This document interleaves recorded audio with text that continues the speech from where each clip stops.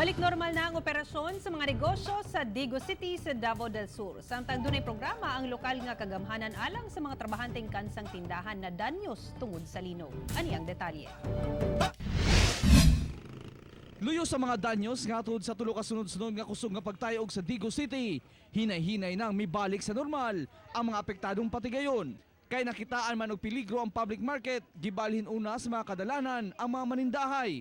Diri sa Daplin kay mangita sa mig area. Pero wala gyud pa arkilahin na, wala pa mo pabayad.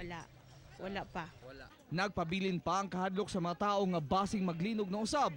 Hinungdan nga kining usa ka tindahan, silang tanan naka-hard hat na daan samtang namaligya. Ang uban nanulod dansan para pud kuan ba to serve them.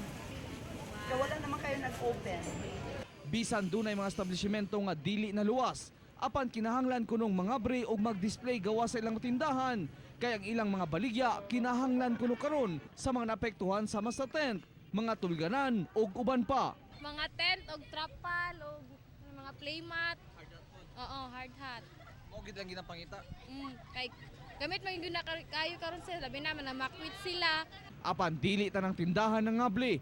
Gani kining usa ka empleyado sa nagsiradong shopping center nga si Meljan Galvez wala na nakabalo asa makuha sa iyang galastuhon sa iyang pamilya. Apektado na kay sir. Luoy na kay meron, may trabaho, wala yun may mga pangitaan kay di man pud mi pwede ka back up sa palengke god kay mall raman na mo. Hinoon, may pasalig ang LGU nga duna sila'y programa sa mga temporaryong nawad-an og trabaho. Akong panawagan sa tanang na displaced na mga workers sa malls, sa mga establishments, please contact the city government. Mag-report mo sa CSPMO nato sa City Special Programs Office. Kauban si Jojo Solarte sa kamera. Ako, si Real Soroche para sa One Mindanao.